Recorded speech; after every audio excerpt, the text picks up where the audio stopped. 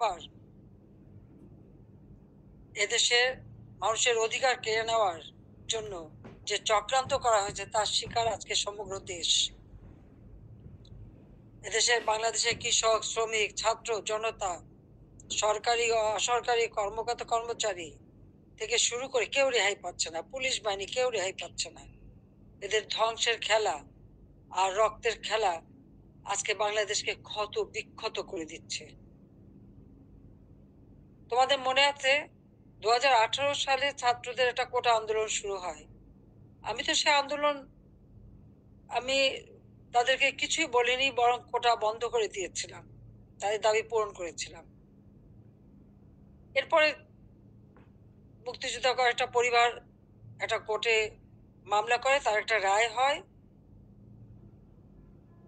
সেই রায়ে যখন কোটা আবার চালু করে, আমরা সরকারের পক্ষ থেকেই রিট করে সেটা স্থগিত করে দিই।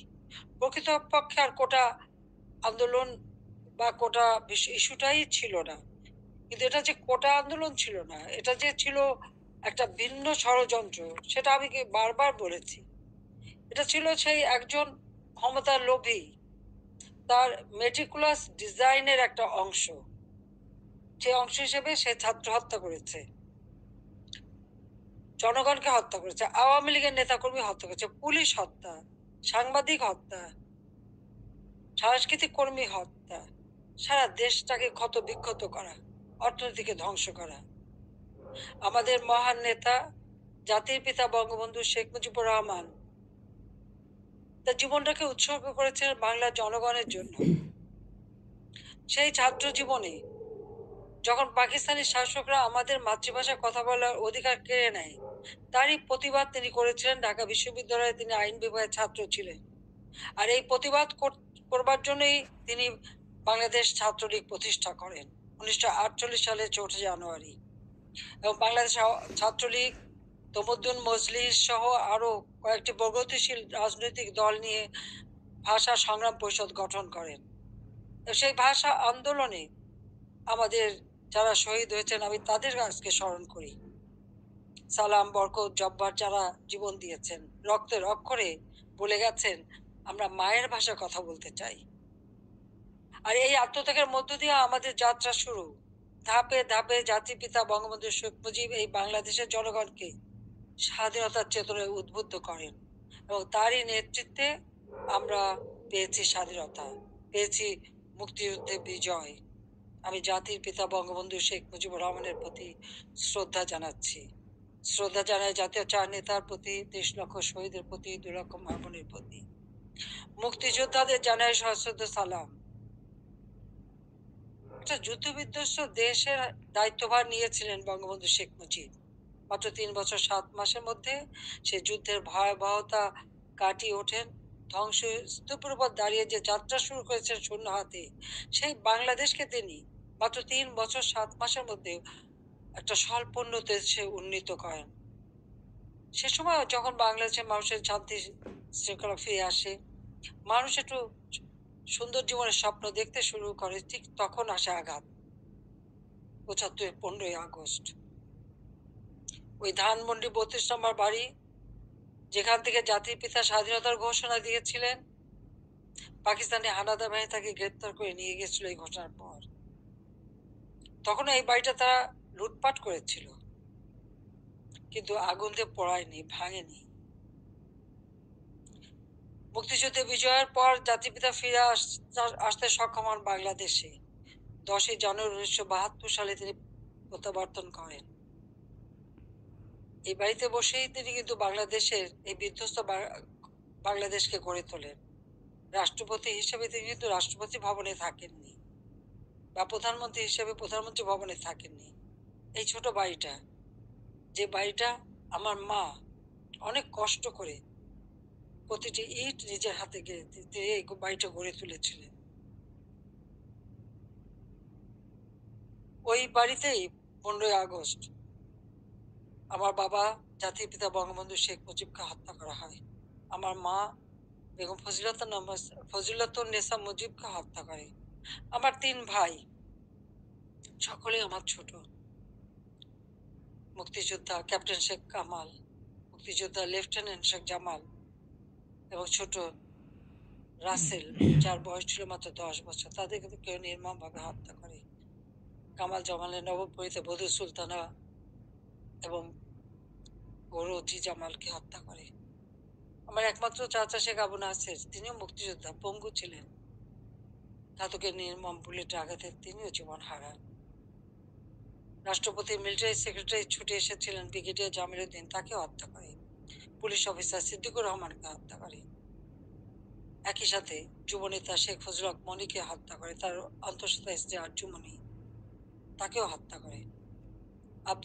আব্দুর রব সানিবাদ, যিনি স্বাধীনতার সংগঠক ছিলেন, তাকে হত্যা করে। তার 10 বছরের ছেলে আরিফ, 13 বছরের মেয়ে বেবি, 4 বছরের নাতি সুকান্ত সহ ওই পরিবারের সদস্যদের নির্মমভাবে হত্যা করে। 15ই আগস্টে যারা শাহাদাত বরণ করেছে, আমি তাদের আত্মার মাগফিরাত কামনা করি।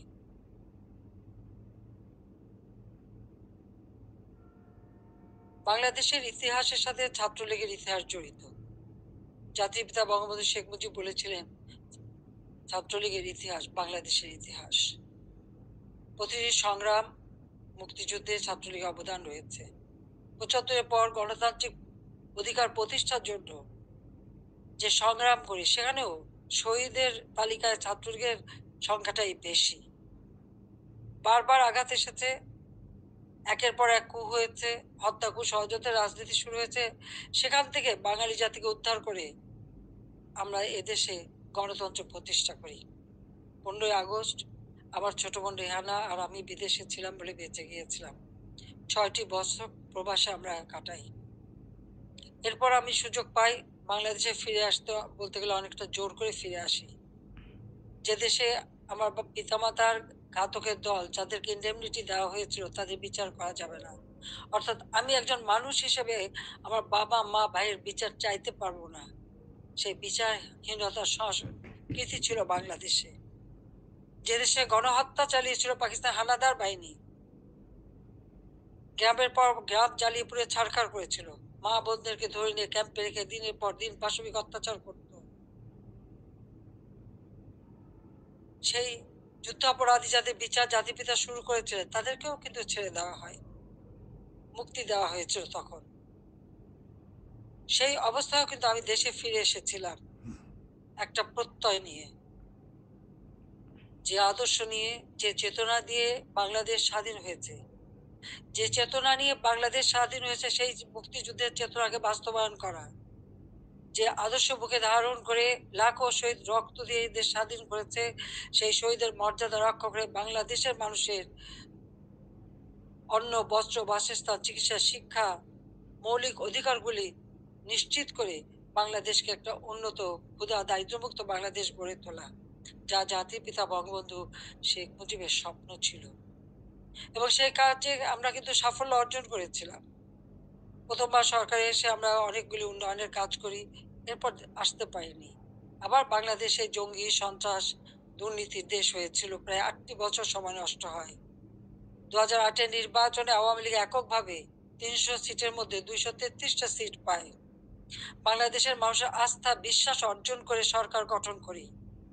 2009 সাল থেকে 2024 সাল এই বাংলাদেশ উন্নয়নশীল দেশের মর্যাদা পায়।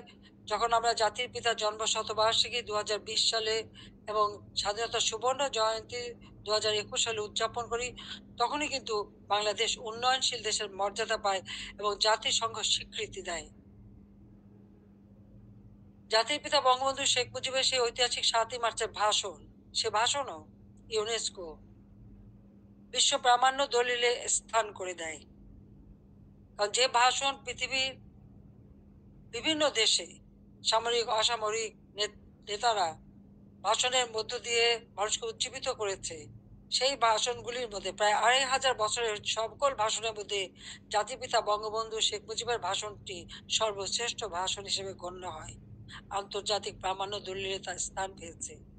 বাংলাদেশে এখন জাতির পিতা বঙ্গবন্ধু শেখ মুজিবের ভাষণ নিষিদ্ধ করেছে, কিন্তু আন্তর্জাতিকভাবে তো তার স্বীকৃতি পেয়েছে। 21শে ফেব্রুয়ারি সারা বিশ্বে আন্তর্জাতিক মাতৃভাষা দিবস হিসেবে স্বীকৃতি পেয়েছে, যেটা আওয়ামী লীগ সরকার এসেই আমরা সেই উদ্যোগ নিয়েছিলাম এবং ইউনেস্কো কর্তৃক সেটা স্বীকৃতি পেয়েছিল। বাংলাদেশের উন্নয়ন, এটা তো শুধু একথা তো কেউ বলতে পারবে না যে উন্নয়নটা শুধুমাত্র আমরা একটি দলের জন্য করেছি। এই উন্নয়নটা সারা দেশের মানুষের জন্য। আমরা দেশের ছেলে মেয়েদের, আমাদের ভবিষ্যৎ প্রজন্ম, তরুণ সমাজ যারা এদেশের একদিন কর্ণধার হবে, তাদের জন্য মানসম্মত শিক্ষার পরিবেশ আমরা তৈরি করেছিলাম, যেখানে ছিল অনবজ সেশন জট। সেখান থেকে মুক্ত করে আমরা শিক্ষার পরিবেশ তৈরি করি। সাথে সাথে ব্যাপকভাবে যাতে তরুণ সমাজের কর্মসংস্থান সৃষ্টি হয়, তার জন্য আমি সমস্ত কিছু বেসরকারি খাতে উন্মুক্ত করে দিই। আমাদের দেশে মাত্র একটা টেলিভিশন ছিল, একটা রেডিও ছিল, কোনো মোবাইল ফোন ছিল না, ডিজিটাল ফোন ছিল না। ডিজিটাল বাংলাদেশ গড়ে তোলা এবং টেলিভিশন রেডিওকে বেসরকারি খাতে উন্মুক্ত করে দেওয়া, ব্যাংক, বিমা, বিমান থেকে শুরু করে প্রতিটি প্রতিষ্ঠান বেসরকারি খাতে উন্মুক্ত করে দিয়েছিলাম একটা লক্ষ্য নিয়েই, যে আমাদের তরুণ সমাজের কর্মসংস্থানের ব্যবস্থা হবে। সেই লক্ষ্য নিয়েই আমাদের দেশের উন্নয়নের যত পরিকল্পনা আমরা নিয়েছি, সে পরিকল্পনাগুলি ছিল একেবারে গ্রাম পর্যায় পর্যন্ত। আমার গ্রাম, আমার শহর, সেভাবে যেন প্রত্যেকটা গ্রাম গড়ে ওঠে এবং প্রত্যেকটা গ্রামের মানুষ যেন নাগরিক সুবিধা পায়, সেই ব্যবস্থাও আমরা করেছিলাম। ডিজিটাল বাংলাদেশ গড়ে তুলব, প্রতিটি ইউনিয়ন পর্যায় পর্যন্ত আমরা ডিজিটাল সেন্টার খুলে দিই, সেখানে কর্মসংস্থানের ব্যবস্থা হয়। আমাদের দেশে একসময় মানুষ কোনো ইন্টারনেট ব্যবহার করতো না। আজকে 13 কোটি মানুষ কিন্তু ইন্টারনেট ব্যবহার করে। মোবাইল ফোন ছিল না, সেই মোবাইল ফোনও উন্মুক্ত করে দিই এবং এখন 18 কোটি সিম ব্যবহার হয় এবং এর জন্য আমরা ট্রেনিং এর ব্যবস্থা করি। কম্পিউটার ট্রেনিং ইনকিউবেশন সেন্টার করে দিয়েছি।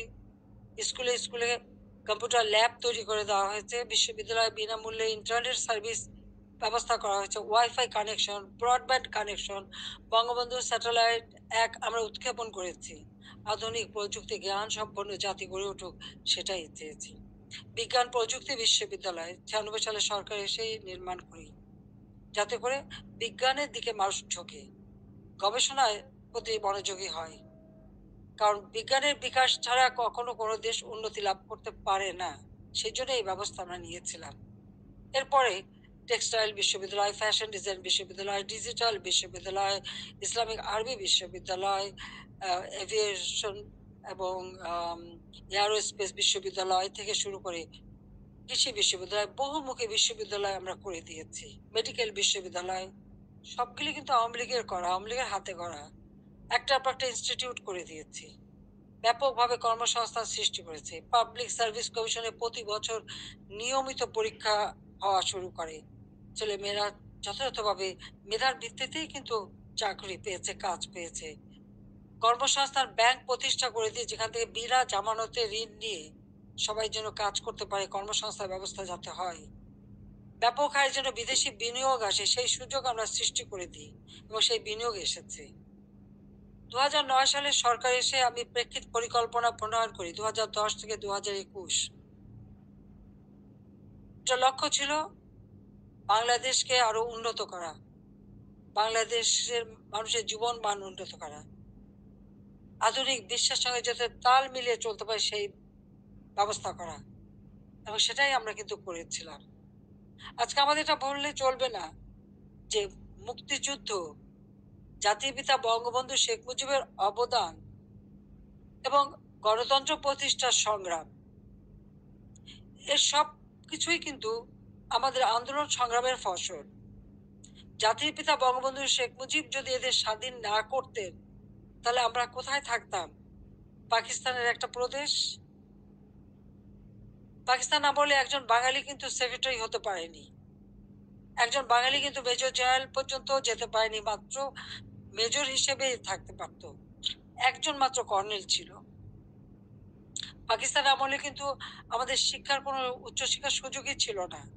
এমনকি বিদেশে যেতে হলে ওই পাকিস্তানের রাজধানীতে যে বিদেশের আমাদের পাসপোর্ট এবং ভিসা নিতে হতো, আন্তর্জাতিক ফ্লাইট করাচি থেকে নিতে হতো। সেটা আমার নিজের অভিজ্ঞতা আছে।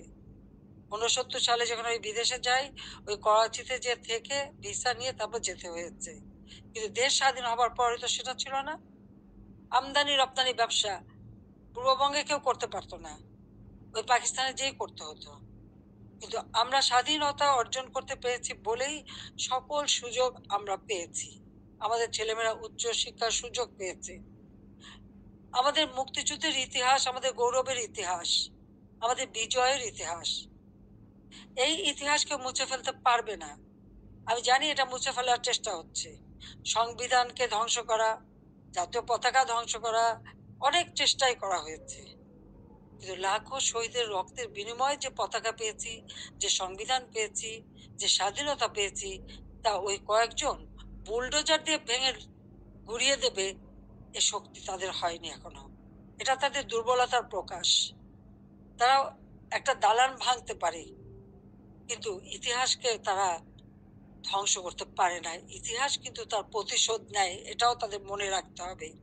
একবার মুছে ফেলা হয়েছিল 75-এর পর, এরপরে আবার এখন শুরু।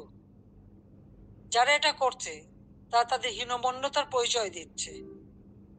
তাদের কাছে বোধহয় বাংলাদেশের স্বাধীনতাটা পছন্দ হয় না, ওই পাকিস্তানিদের মানে অধীনে থাকা আর তাদের পদলেহন করাটাই তাদের বোধহয় পছন্দ। আজকে অন্তত আমরা বলতে পারি, জাতির পিতা স্বাধীনতার পর যুদ্ধ বিধ্বস্ত দেশ যখন গড়ে তোলেন, তখনও কিন্তু ছাত্রছাত্রীদের বিনামূল্যে বই দিতেন, বিনামূল্যে কাপড় চোপড় দিয়েছেন, প্রত্যেক বাড়ি বাড়ি ত্রাণ সামগ্রী পৌঁছে দিয়েছেন। বাংলাদেশের মানুষের কল্যাণে তিনি কাজ করে দিয়ে গেছেন এবং পথ দেখিয়ে দিয়ে গেছেন। আর তারই পদাঙ্ক অনুসরণ করে আমরা বাংলাদেশ পরিচালনা করে বাংলাদেশকে কিন্তু উন্নত করেছি।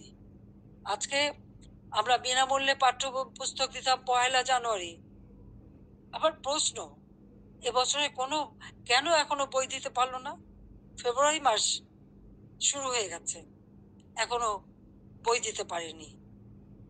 অথচ কোভিডের সময় যখন অর্থনৈতিক মন্দা বিশ্বব্যাপী, তখনও আমরা ঠিক 1লা জানুয়ারি আমাদের শিক্ষার্থীদের হাতে বই তুলে দিয়েছিলাম সময় মতো। তাদের পড়াশোনা, স্কুলে যাওয়া বন্ধ ছিল, অনলাইনে পড়াশোনা করা বা টেলিভিশনের মাধ্যমে এক একটা ক্লাসগুলি সেটা তুলে ধরা তাদের কাছে। ঘরে বসে আমার ঘর আমার স্কুল, এই কর্মসূচি বাস্তবায়নের মাধ্যমে পড়াশোনা যাতে অব্যাহত থাকে সেই ব্যবস্থাই আমরা করে দিয়েছিলাম। প্রত্যেকটা শিক্ষা প্রতিষ্ঠান একেবারে প্রাইমারি লেভেল থেকে নিয়ে শুরু করে সবগুলি কিন্তু উন্নতি আমরা করেছি। মাদ্রাসার শিক্ষার উন্নতি করেছি, স্বীকৃতি দিয়েছি, কমই মাদ্রাসাকেও আমরা স্বীকৃতি দিয়েছি। এবং অনেক মাদ্রাসা আমরা সরকারিকরণ বা সেগুলি আমরা যাতে আমাদের সব রকম সহযোগিতা পাই সেই ব্যবস্থা আমরা করে দিয়েছি। আমাদের শিক্ষা যাতে কোনো মতে ক্ষতি না হয়, প্রত্যেকটা ছেলেমেয়েরা যাতে স্কুলে যেতে পারে, প্রি প্রাইমারি শিক্ষা আমরাই প্রতিষ্ঠিত করি এবং সেই সাথে সাথে মায়ের নামে আমরা একটা বিশেষ অনুদান পাঠাতাম বাচ্চাদের স্কুলে পাঠানোর জন্য। উপবৃত্তি দেওয়া, বৃত্তি দেওয়া এবং উচ্চশিক্ষার সুযোগ করে দেওয়া, সেই পদক্ষেপ আমরা নিয়েছিলাম যাতে আমাদের গরিব মেধাবী ছেলে মেয়েরা যথাযথভাবে পড়াশোনা করতে পারে, সেই সুযোগটা আমি করে দিয়েছিলাম। 4 কোটির উপর শিক্ষার্থী এই সুযোগ পেত। এমনকি বঙ্গবন্ধু মেমোরিয়াল ট্রাস্ট, আমরা যখন দেশে ফিরে আসি ওই বাড়িটি আমরা তো ব্যক্তিগত কাজে ব্যবহার করিনি। 32 নম্বরের বঙ্গবন্ধু ভবন আমরা 2 বোন জনগণকে দান করে দিয়েছিলাম বঙ্গবন্ধু মেমোরিয়াল ট্রাস্ট করে, এবং সেখানে একটি মিউজিয়াম করেছিলাম সেই স্মৃতি রক্ষার জন্য। আর সেই ট্রাস্টের মাধ্যমে ছাত্র ছাত্রীদের আমরা বৃত্তি দিতাম, কম করে হলেও 500 টাকা, উপরে 2000 টাকা। মেডিকেল ইঞ্জিনিয়ারিং পর্যন্ত যারা পড়তো সকলের জন্য এই বৃত্তি উন্মুক্ত ছিল। 1800 শিক্ষার্থীকে আমরা বৃত্তি দিতাম। তাছাড়া অনেক দুস্থ এবং গ্রেনেড হামলা আহত নিহত পরিবার, তাদেরকে মাসহারা দিতাম। কোভিডের সময় এই বঙ্গবন্ধু মেমোরিয়াল ট্রাস্ট থেকেই 5 কোটি টাকা দিয়ে আমি ফান্ড করে দিয়েছিলাম প্রাইম মিনিস্টার অফিসে, যেখান থেকে কোভিডে যারা আক্রান্ত তাদের সহযোগিতা করা। আমরা ভূমিহীন গৃহহীনদের ঘর বাড়ি করে দিই বঙ্গবন্ধু মেমোরিয়াল ট্রাস্ট থেকে 5 কোটি টাকা দিয়ে আমি বিশেষ তহবিল গঠন করে দিই, যেখানে জমি পাওয়া যেত না সেই জমি ক্রয় করে ভূমিহীন গৃহহীন মানুষকে ঘর বাড়ি করে দেওয়া। যাদের ঠিকানা ছিল না তাদের আমি ঠিকানা দিয়েছিলাম। এমনকি এই আশ্রয়ণ প্রকল্পের থেকে পুলিশের চাকরিও পেয়েছে আমাদের অনেক ছেলে মেয়ে, কারণ তাদের ঠিকানা হয়েছিল। আগে তাদের ঠিকানা ছিল না। 58টা জেলা ভূমিহীন গৃহহীন মুক্ত করেছিলাম। আমাদের লক্ষ্য ছিল যে আমরা সমগ্র জেলায় কোনো মানুষ ভূমিহীন গৃহহীন থাকবে না, সকলের একটা মর্যাদা থাকবে। ঢাকা শহরে বস্তিবাসীর জন্য আমি ফ্ল্যাট বাড়ি নির্মাণ করে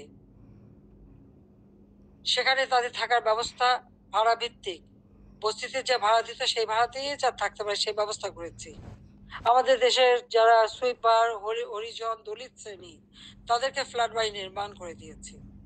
এবং আমাদের বেদে কুষ্ঠরোগী, হিজড়া, প্রতিটি অনগ্রসর যারা তাদের জন্য বিনামূল্যে ঘর এবং তাদের জীবন জীবিকার ব্যবস্থা আমরা করে দিয়েছি। বাংলাদেশে আমি যখন 96 সালে সরকার গঠন করি মাত্র 1600 মেগাওয়াট বিদ্যুৎ ছিল। আমি 4300 মেগাওয়াটে উন্নীত করেছিলাম। কিন্তু পরবর্তীতে 8 বছর পর যখন আবার সরকার আসি তখন পেয়েছিলাম মাত্র 3200 মেগাওয়াট। আমরা উদ্যোগ নিই, ঘরে ঘরে বিদ্যুৎ দেব, প্রতিটি ঘর আলোকিত করব। আমাদের কথা রেখেছি। প্রত্যেক ঘরে ঘরে আমরা বিদ্যুৎ পৌঁছে দিয়েছিলাম, প্রতিটি ঘর আলোকিত করেছিলাম। আমাদের লক্ষ্য ছিল যে একটি মানুষও কুড়ে ঘরে বাস করবে না, নিজের পক্ষে একটা টিনের ঘরেও হলেও তাদের দেব। সেটা কিন্তু আমরা দিতে পেরেছি এবং এর পরবর্তীতে এসে সেমি পাকা ঘর আমরা দিয়ে দিয়েছি, যাতে মানুষ বাঁচতে পারে। খেলাধুলায় আরো আগ্রহী যাতে হয়, ক্রিকেট টেস্ট ম্যাচ সেটাও আমার সময় অর্জন করা এবং সেই সঙ্গে সঙ্গে তাদের ট্রেনিং করানো। ক্রিকেট, ফুটবল বা দেশীয় খেলা, হকি, প্রত্যেকটা খেলার সুযোগ আমরা করে দিয়েছি এবং ছেলে মেয়ে উভয় সুযোগ পেত।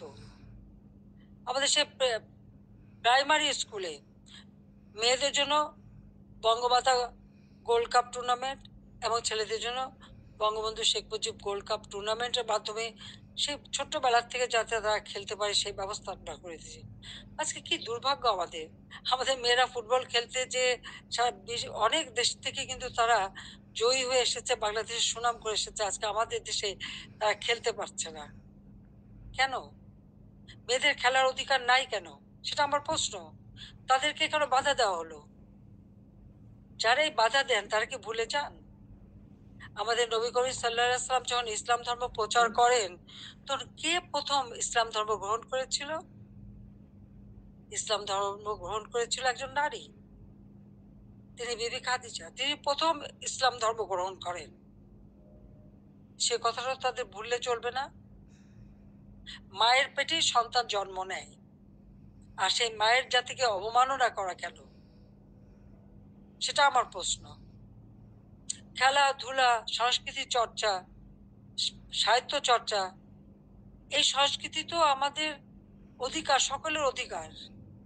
এখানে নারী পুরুষের কোনো ভেদাভেদ থাকতে পারে না, আর ইসলাম ধর্ম কখনো তা বলে না।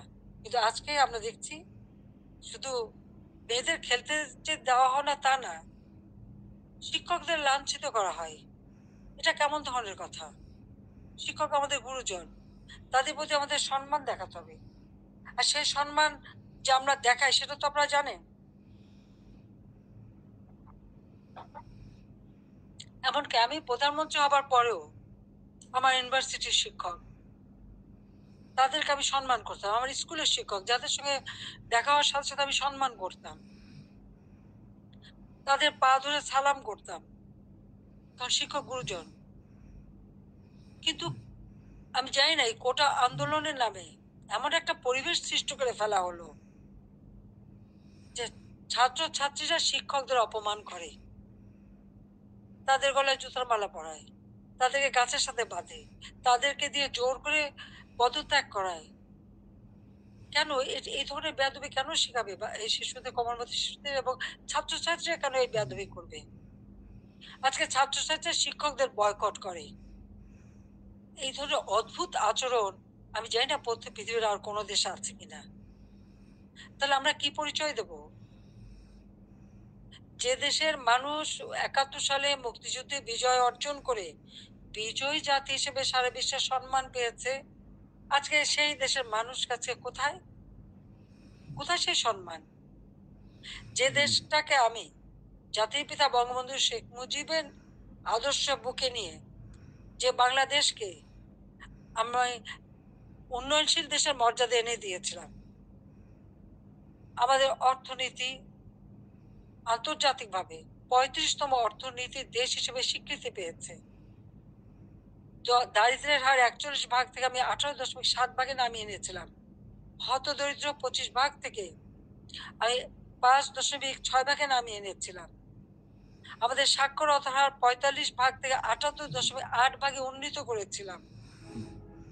এবং আমাদের দেশের ছেলেমেয়েরা দেশে বিদেশের জন্য যে পড়াশোনা করতে পারে, প্রধানমন্ত্রীর দপ্তরে আমি আলাদা শিক্ষা সহায়তা ট্রাস্ট ফান্ড করে দরিদ্র মেধাবী ছাত্রদেরকে আমি বৃত্তি দিতাম, যাতে তারা আরো উচ্চ শিক্ষা নিতে পারে, পিএইচডি করতে পারে বা অন্য যে কোনো উন্নত মানের শিক্ষা দেশে বিদেশে করতে পারে। সেইভাবে তাদের বৃত্তি দেওয়া শুরু করেছিলাম। কেন করেছিলাম? আমাদের তরুণ প্রজন্মের ভবিষ্যতের জন্য। কারণ যারা এদেশ একদিন দায়িত্ব নেবে, তারা যেন সুষ্ঠুভাবে দেশকে এগিয়ে নিয়ে যেতে পারে, সেই লক্ষ্য নিয়েই তো আজকে আমি দেখি শিক্ষার অধিকার থেকে বঞ্চিত করা হচ্ছে। বিভিন্ন বিশ্ববিদ্যালয় থেকে ছাত্রদের বের করে দেওয়া হচ্ছে, তাদের সার্টিফিকেট বাতিল করা হচ্ছে, তাদের শিক্ষাবর্ষ কেড়ে নেওয়া হচ্ছে। কি অপরাধ তাদের? আমরা যখন বৃত্তি দিয়েছি, আমরা যখন মানুষকে সহযোগিতা করেছি, আমরা তো কোনো দল দেখিনি। দল মত নির্বিশেষে মেধাবী যারা, তারাই চাকরি পেয়েছে, তারাই সুযোগ পেয়েছে, তাদের জন্য আমি করেছি। আমি প্রধানমন্ত্রী হিসেবে মানুষকে মানুষ হিসেবেই দেখেছি। হ্যাঁ, একটা দেশে মাল্টি পার্টি সিস্টেম থাকে, বহুদলীয় গণতন্ত্র, সেখানে সকলের মতের ভিন্নতা থাকতে পারে, কিন্তু তার মানে এই না যে সকলের অধিকার থেকে কেড়ে নিতে হবে। ছাত্রদের শিক্ষার অধিকার, এটা ছাত্রদের অধিকার। দল মত নির্বিশেষে সকলের অধিকার। সেই অধিকার থেকে কাউকে বঞ্চিত করা, এর থেকে অন্যায় আর কিছু হতে পারে না। কিন্তু দুর্ভাগ্যের বিষয় যে আমরা দেখি সেই বৈষম্যহীন আন্দোলনের মাধ্যমেই আজকে বৈষম্য সৃষ্টি করা হচ্ছে। ছাত্রদের শিক্ষার অধিকার থেকে বঞ্চিত করা হচ্ছে, শিক্ষকদের অপমান করা হচ্ছে, শিক্ষা প্রতিষ্ঠানগুলির পরিবেশ নষ্ট করা হচ্ছে। কেন এই অবস্থা থাকবে? বাংলাদেশে ২০২৪ সালে যে ঘটনা ঘটলো, সেখানে পুলিশদের পিটিয়ে পিটিয়ে হত্যা করা, একটা অন্তঃসত্ত্বা নারী পুলিশ যে বারবার বলছে, ভাই আমাকে মারবেন না, আমার পেটে বাচ্চা। মানুষ এত অমানুষ হয় কিভাবে যে তাকে পিটিয়ে পিটিয়ে হত্যা করা হলো? আগুন দিয়ে পুলিশ ফাঁড়িতে জ্বালিয়ে দেওয়া এবং সেখানে আগুন দিয়ে পুড়িয়ে ফেলা, মানুষকে মেরে পা বেঁধে ঝুলিয়ে রাখা, ঠিক কসাইখানায় পশু জবাই দিয়ে যেমন পা বেঁধে ঝুলিয়ে রাখে, সেইভাবে তাদের ঝুলিয়ে রাখা। যারা এমনকি তাদেরকে এমন ভাবে অপমান করা, কাপড় খুলে নিয়ে তাদেরকে এক একজনকে কিভাবে বেজ্জতি করা। যারা এইসব ঘটনা ঘটে তাদের মধ্যে কি এতটুকু মানবিকতা নেই, এতটুকু শালীনতা বোধ নেই? কি করে একটা মানুষ এভাবে মানুষকে অত্যাচার করতে পারে? আমরা তো ১৫ বছর ৭ মাস তো ক্ষমতায় ছিলাম, এইভাবে তো আমরা কাউকে অপমান করিনি বা এভাবে দলীয়করণ আমরা করিনি। ব্যবসা বাণিজ্য আজকে কেউ করতে পারছে না। ব্যবসায়ীদের উপর অনবরত আক্রমণ, গ্রেপ্তার, কলকারখানা বন্ধ, হাজার হাজার শ্রমিক বেকার হয়ে যাচ্ছে। আজকে কৃষক চাষ করতে পারছে না, সার নেই, বিদ্যুৎ নেই, সেচ দিতে পারে না। এই অবস্থা তো বাংলাদেশে ছিল না। আমি তো এই অবস্থা রেখে আসিনি। বাংলাদেশে মানুষের খাদ্য নিরাপত্তা নিশ্চিত করেছি। উত্তরবঙ্গে মঙ্গা লেগেই থাকতো, সেখানে মঙ্গা দূর করেছি। যারা একবেলা খাবার পেত না, অন্তত ৩ বেলা তারা খাবার পেত। বিদেশ থেকে পুরোনো কাপড় এনে পরানো হতো। কই, আওয়ামী লীগ সরকার আসার পর তো বিদেশ থেকে পুরোনো কাপড় এনে পরানো লাগেনি। অন্ন, বস্ত্র, বাসস্থান, চিকিৎসা, শিক্ষা সব ব্যবস্থাই তো করেছিলাম। কমিউনিটি ক্লিনিকের মাধ্যমে ৩০ প্রকার ঔষধ বিনামূল্যে দেওয়া হতো। আন্তর্জাতিক মানের চিকিৎসা সেবা দেওয়ার জন্য আন্তর্জাতিক মানের হাসপাতাল তৈরি করেছি, বেসরকারি খাতে উন্মুক্ত করে দিয়েছি, প্রায় ৪৪,০০০-এর মতো নার্স নিয়োগ দিয়েছি, ২২,০০০ ডাক্তার নিয়োগ দিয়েছি। মানুষের সেবা মানুষ যাতে পায় সেই ব্যবস্থাই আমরা নিয়েছি। কিন্তু আজকে যেন সব বৃথা হয়ে গেল। অপরাধটা কি আমার? আমি সেটা জানতে চাই।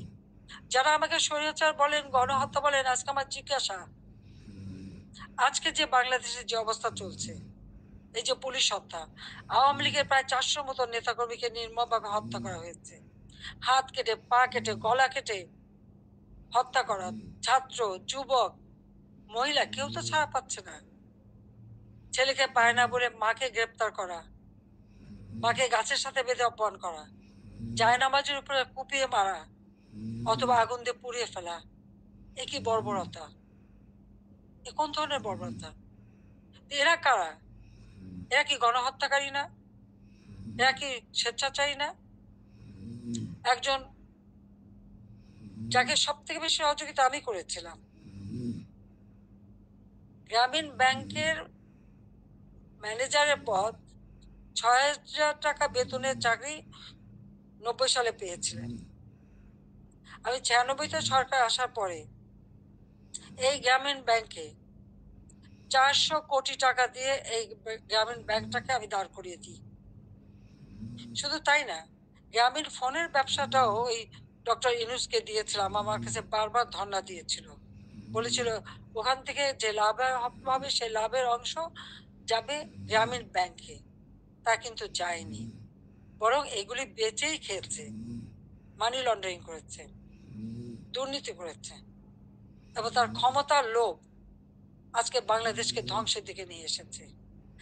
একটি মানুষের ক্ষমতার লোভ বাংলাদেশকে জ্বালিয়ে পুড়ে ছারখার করে দিচ্ছে। তার মধ্যে কি এতটুকু মনুষ্যত্ব বোধ নেই? কৃতজ্ঞতা বোধ নেই? যে তার উপকার করে তার উপরেই, তার মাথায় আঘাতটা করতে হবে কেন? ক্ষুদ্র ঋণ আন্তর্জাতিকভাবে স্বীকৃত ছিল না।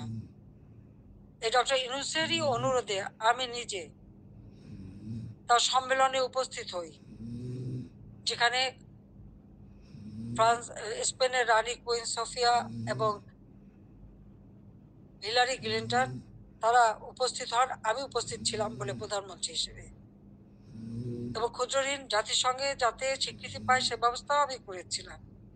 কিন্তু কত বড় বেইমান মুনাফিক যে তার ক্ষমতা লোভ এমন পর্যায়ে চলে গেল যে সে আমাকে আর রেহানাকে হত্যা করার পর্যন্ত পরিকল্পনা করলো, এবং তার বক্তৃতায় তিনি ধরা পড়ে গেছেন। বিল ক্লিন্টনের ফাউন্ডেশনে সে মোটা টাকা দেয়। আমাদের দেশে কোনো দুর্যোগ দুর্বিপাকে কোনোদিন মানুষকে এক পয়সা সাহায্য করেনি, কিন্তু সেখানে তিনি মোটা টাকা দিয়েছিলেন। আপনারা দেখেছেন গত সেপ্টেম্বর মাসে জাতিসংঘ যখন যায়, সেখানে বিল ক্লিন্টন ফাউন্ডেশনে দাঁড়িয়ে ইউনূস সাহেব কি বক্তৃতা দিলেন?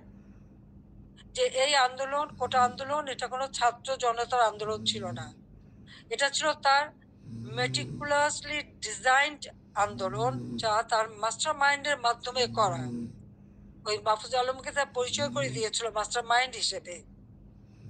তার অর্থটা কি? ছাত্রদেরকে বিভ্রান্ত করা হয়েছে।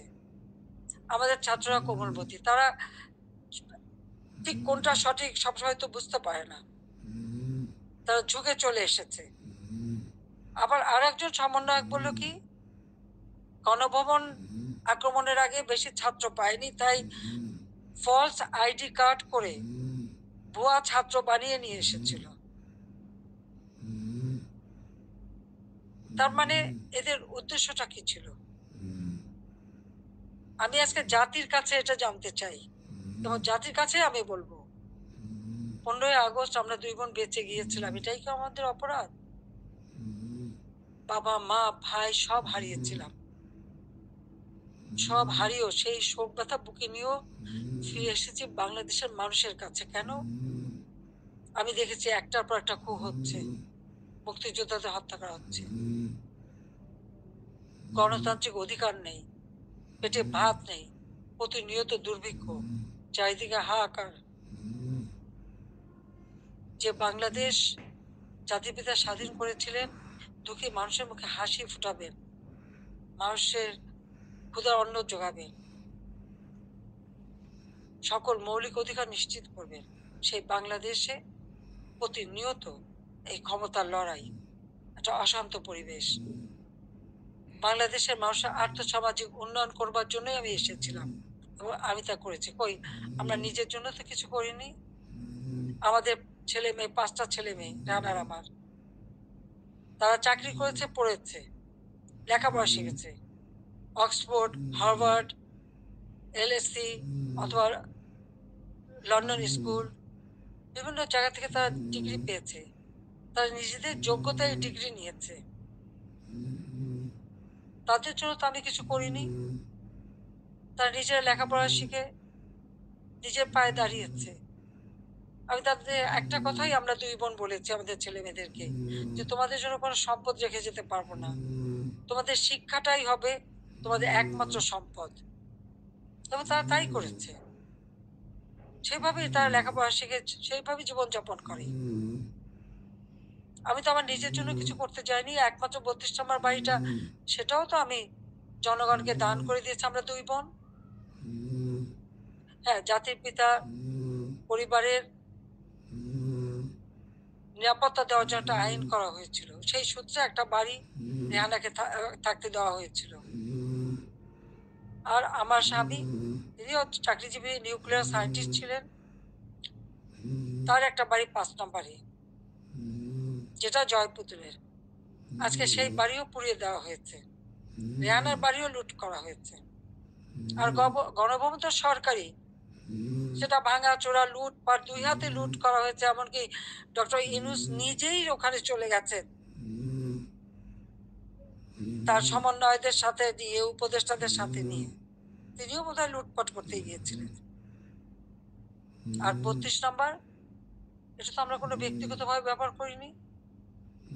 মিউজিয়াম সারা বিশ্বের অনেক বড় বড় নেতারা এসেছেন, রাষ্ট্রপ্রধান এসেছেন, সরকার প্রধান এসেছেন, ওই বাড়ি ভিজিট করেছেন। আজকে সেই বাড়িটা ভেঙে ফেলা হচ্ছে কেন? বাড়িটার কি অপরাধ? ওই বাড়িটাকে কেন এত ভয়? আমি দেশের মানুষের কাছে আজকে বিচার চাই। আমি দেশের জনগণের কাছে বিচার চাই। বলুন আপনারা, আমি কি আপনাদের জন্য কিছুই করিনি?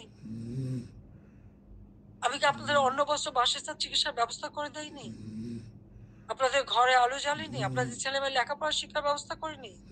রাস্তাঘাট, পুল, ব্রিজ করে আপনাদের যোগাযোগের ব্যবস্থা, কর্মসংস্থানের ব্যবস্থা করে দেয়নি? তাহলে কেন এই অপমান? কেন এই বাড়িটা ভাঙা হবে? এই বাড়ি থেকে তো স্বাধীনতার ঘোষণা দিয়েছিলেন জাতির পিতা। আর স্বাধীন দেশ হয়েছিল বলেই তো আজকে বাংলাদেশ এত উন্নত হয়েছে। তাহলে এই বাড়ি কারা ভাঙে?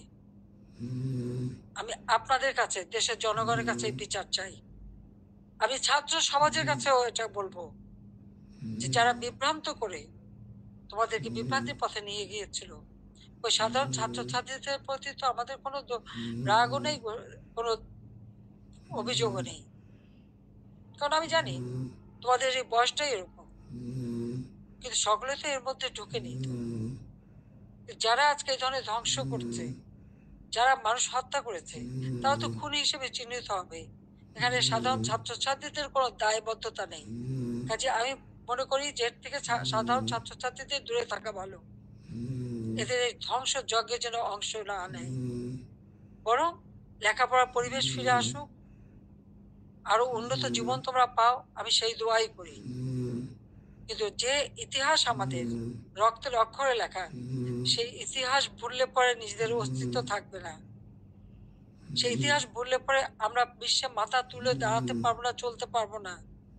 15ই আগস্টের পরে আমরা পারতাম না। খুনের জাতি হিসেবে পরিচিত ছিল এই দেশ, ভিক্ষার জাতি হিসেবে পরিচিত ছিল, প্রাকৃতিক দুর্যোগের দেশ হিসেবে পরিচিত ছিল। আমি সেখান থেকে বাংলাদেশকে উন্নত করে উন্নয়নের রোল মডেল হিসেবে সারা বিশ্বে বাংলাদেশের সম্মান নিয়ে এসেছিলাম। সারা বিশ্ব বাংলাদেশের উন্নয়নকে বিস্ময় বলে পরিচয় পরিচয় করত, তারা বিস্ময় বলে স্বীকার করত। কিন্তু 2024 সালের এই আগস্ট মাস থেকে আজকে বাংলাদেশ আবার সেই ধ্বংসের দেশ। আমার একটা প্রশ্ন, জুলাইয়ের 15 তারিখ থেকে যত রকমের হত্যাকাণ্ড, পুলিশ হত্যা, আওয়ামী লীগ নেতাকর্মী হত্যা, ছাত্র হত্যা, শিশু হত্যা, যত হত্যা হয়েছে, কেন ইন্ডেমনিটি দেওয়া হলো?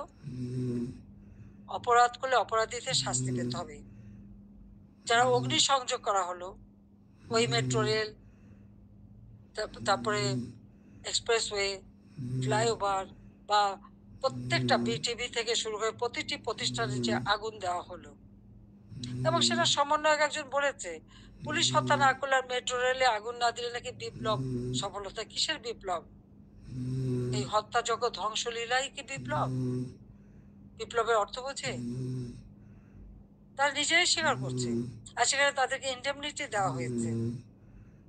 অপরাধ যারা করে তারাই দায় মুক্তি পায়, আর অপরাধী তাদের এই বিচার কিন্তু একদিন না একদিন হবেই। এটা সকলে মনে রাখতে হবে। তো আমি আজকে এখানে ছাত্র সমাজ আছে, আমি সবাইকে বলবো অন্তত মনোযোগী হও পড়াশোনায়, নিজের পায়ে দাঁড়াও, নিজের পিতা মাতাকে সম্মান করো, শিক্ষকদের সম্মান করো, নিজের শিক্ষা প্রতিষ্ঠান, এই প্রতিষ্ঠান কোনো জঙ্গিদের হাতে তুলে দিই। আমি তারপর আমি ঘুমাই গেছে, আমি